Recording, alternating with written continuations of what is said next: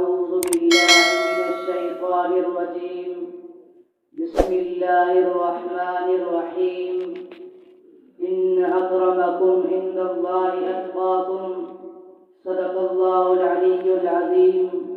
قال النبي صلى الله عليه وسلم: ألا أن أولياءهم المتقون، أو كما قال عليه الصلاة والسلام.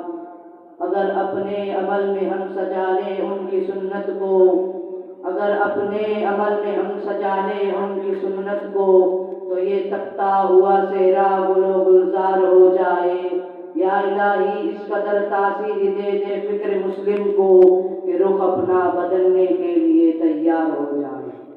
محترم اساتذہ کرام اور اس بزم انور کے میرے جیالے دوستو، السلام علیکم ورحمۃ اللہ وبرکاتہ۔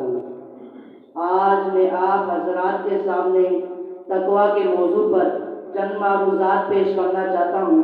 سامعین گرامی، ویسے تو قرآن کریم نے تقویٰ اور ورع دونوں کو ہی انسان کے لیے اعلیٰ و اشرف قرار دیا ہے، لیکن آج لوگ ڈاکٹر و وزیر بننے کو اعلیٰ سمجھتے ہیں، صدر بننے کو اعلیٰ سمجھتے ہیں، انجینئر بننے کو اعلیٰ سمجھتے ہیں، پائلٹ بننے کو اعلیٰ سمجھتے ہیں، لیکن رب کائنات نے فرمایا: ان اکرمکم عند اللہ اتقاکم، میرے نزدیک سب سے اشرف، افضل، اعلیٰ اور بالا مرتبے پر وہ شخص فائز ہے جو تم میں سے سب سے زیادہ تقویٰ دار ہو۔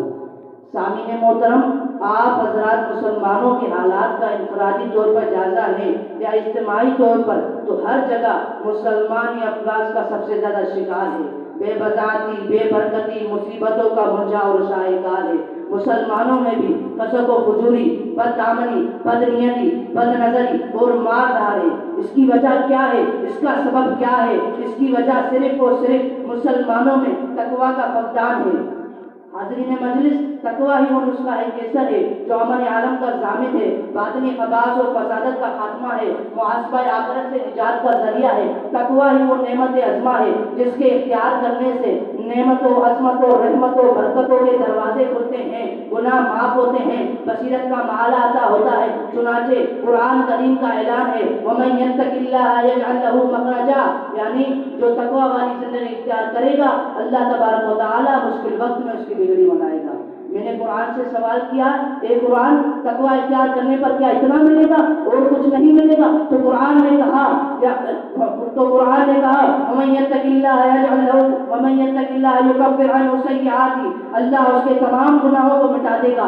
میں نے کہا اور کیا ملے گا؟ تو قرآن نے جواب دیا وَيُعَظِّمْ لَهُ أَجْرًا، اللہ اس کے ثواب و اجر کو بڑھا دے گا۔